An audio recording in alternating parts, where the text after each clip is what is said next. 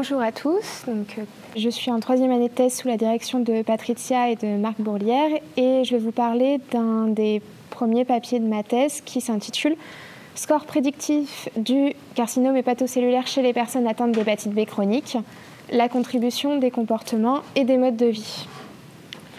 Donc, tout d'abord, pour donner un peu de contexte, le carcinome hépatocellulaire, ou CHC, c'est le 6e cancer le plus commun, c'est un cancer du foie. C'est le 6e cancer le plus commun dans le monde et la 3e cause de décès par cancer dans le monde. Dans 90% des cas, il est dû à une consommation à risque pour la santé d'alcool ou à une virale B ou C. Mais on a quand même globalement, plus de 56% des cas qui sont dus au virus de l'hépatite B, ou VHB. On peut voir sur la carte à l'écran que les causes de CHC varient en fonction des régions du monde.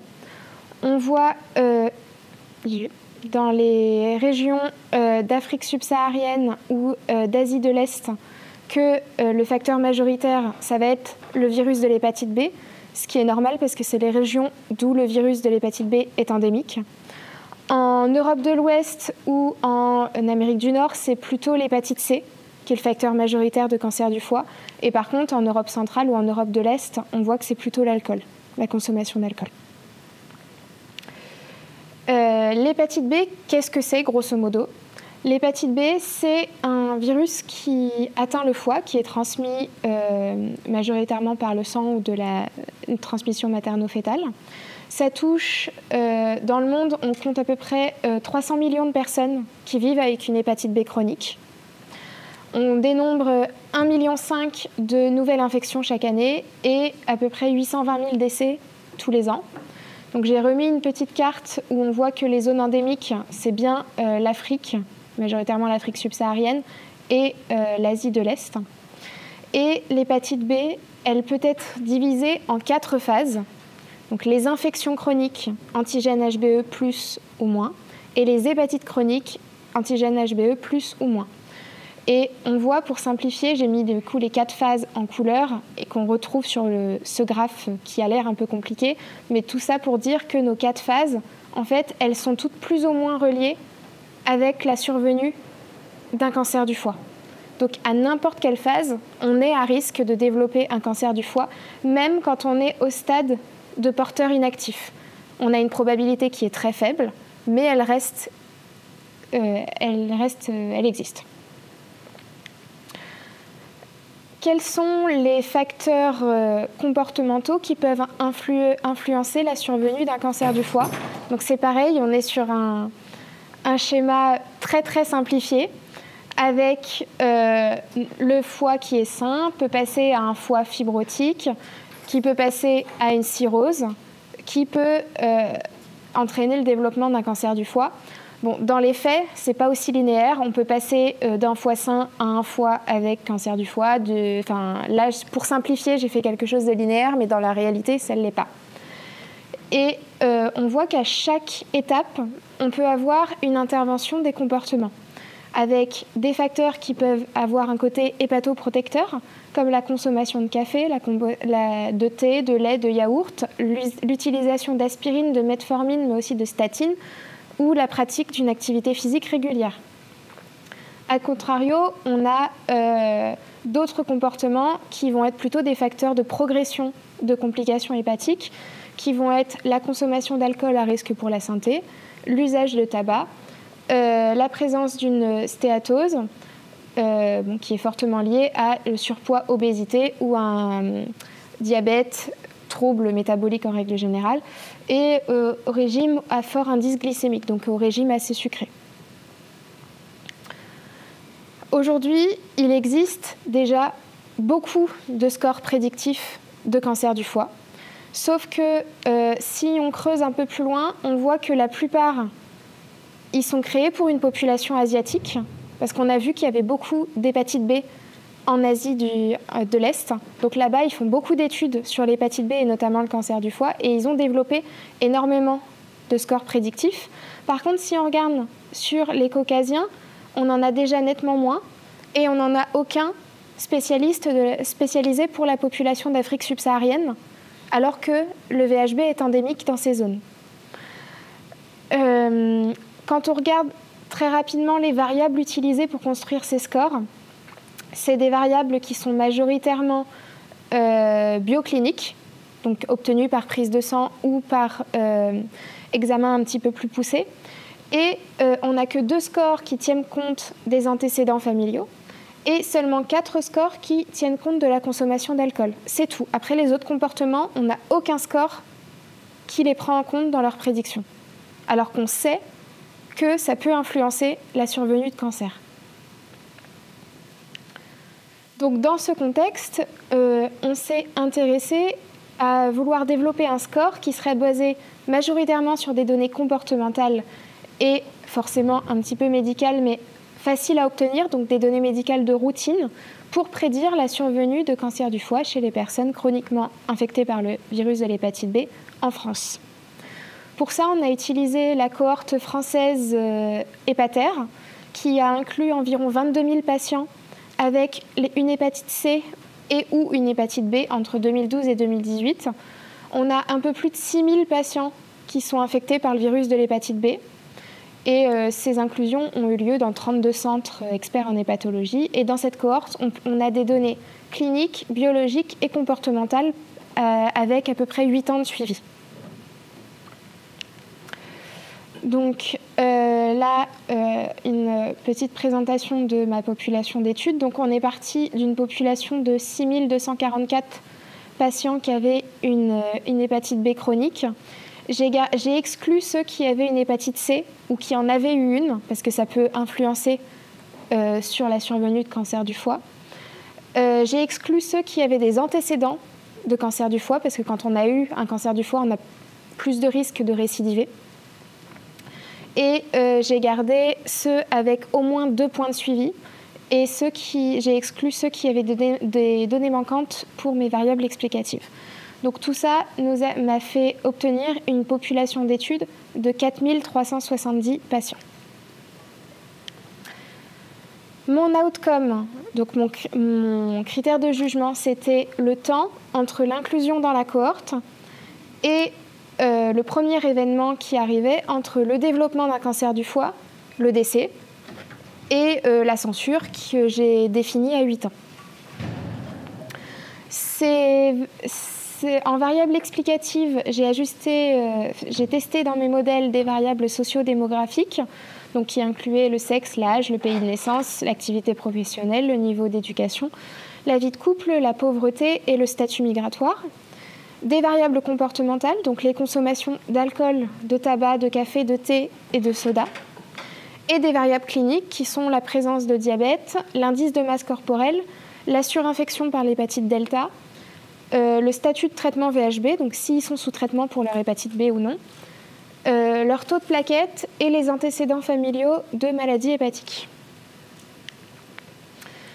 Ma population d'études, pour mes analyses statistiques, je l'ai échantillonnée en une base d'entraînement, donc c'était 70% de ma population totale, et le reste en base de validation, donc les 30% restants. Et j'ai vérifié qu'entre ces 2 échantillons, il n'y avait pas de différence, parce que le but, c'est d'avoir 2 populations totalement comparables pour pouvoir vérifier mes modèles. Et ensuite, j'ai d'abord travaillé seulement sur la base d'entraînement. Donc sur ma base d'entraînement, sur mes 70%, j'ai construit des modèles de Cox.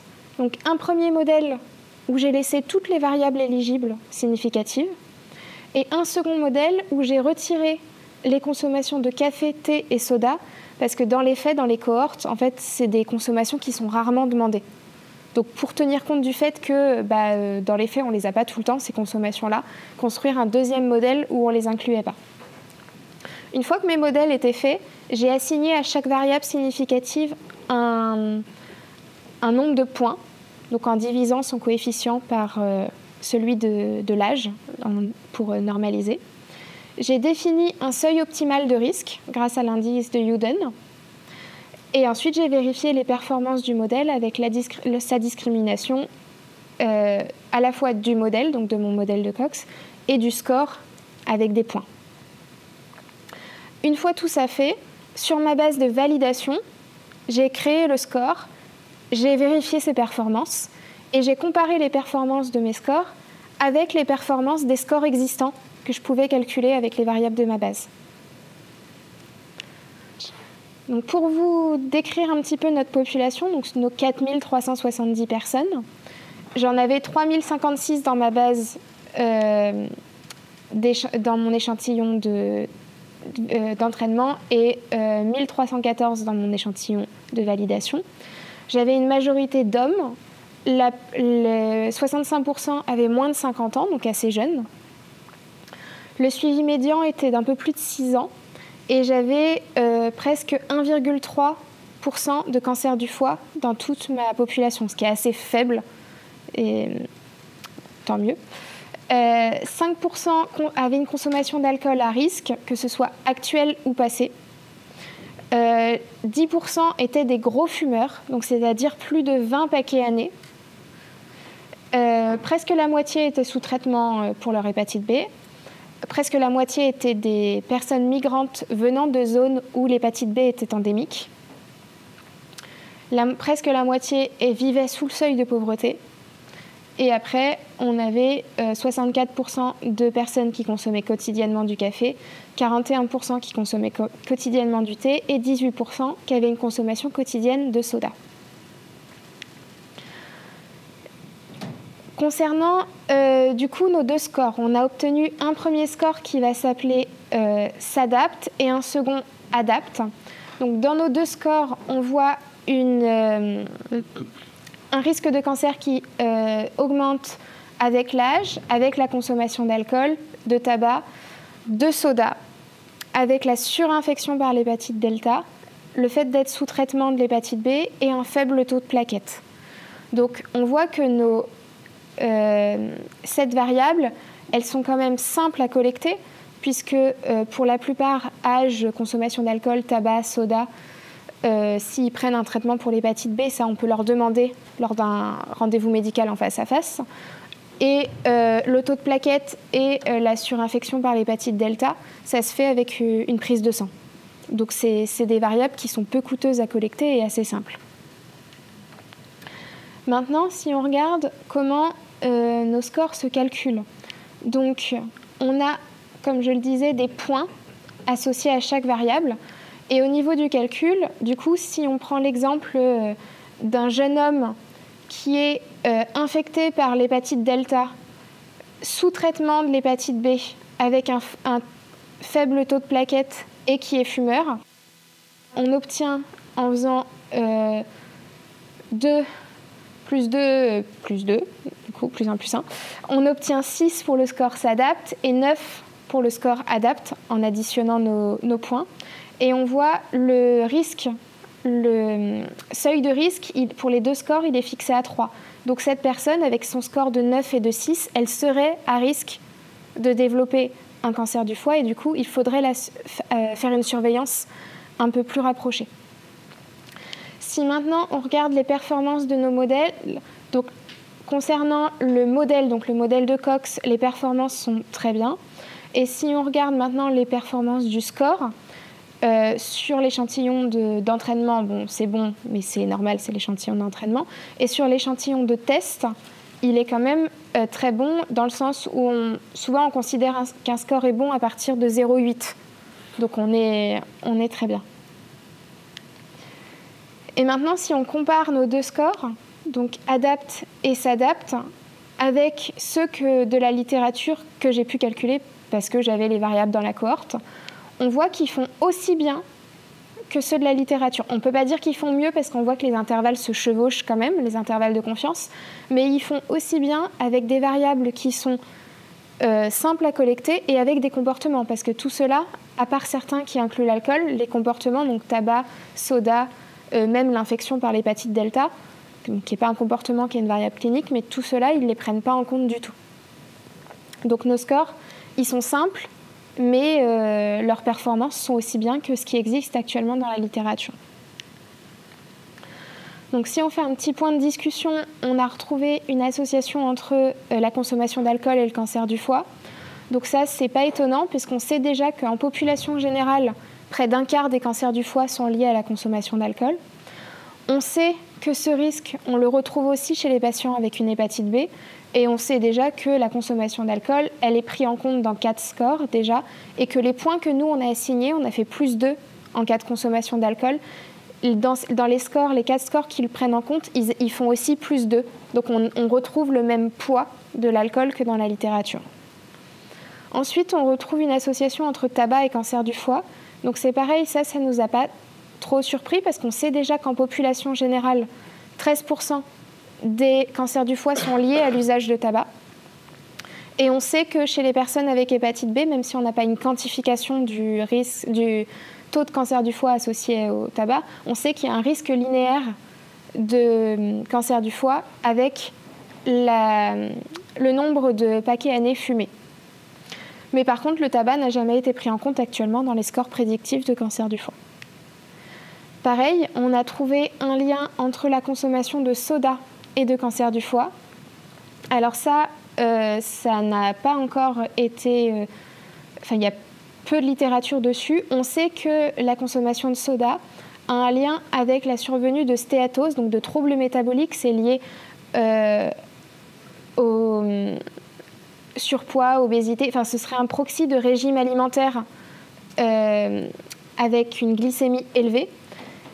Et on sait que, je l'ai montré dans les premières slides, que les régimes alimentaires avec haut indice glycémique, c'est un facteur de progression de complications hépatiques. Donc cette variable, c'est vraiment un reflet des modes de vie et de l'alimentation. Et enfin, on a vu une association entre la surinfection par l'hépatite delta et le cancer du foie. Ça, c'est pas étonnant non plus parce que parmi les personnes qui ont une hépatite B, il y a 20% des personnes avec hépatite B qui vont développer un cancer du foie. On sait que le risque de développer un cancer du foie, il est 3 à 6 fois plus élevé chez les personnes qui ont une surinfection par l'hépatite delta. Donc ce résultat, il souligne l'importance de systématiquement chercher chez les personnes qui ont une hépatite B s'ils ont aussi la co-infection par l'hépatite delta, parce que ce n'est pas fait actuellement. Et quand on voit le surrisque lié à cette surinfection, il est nécessaire de diagnostiquer, au moins de tester toutes les personnes avec hépatite B.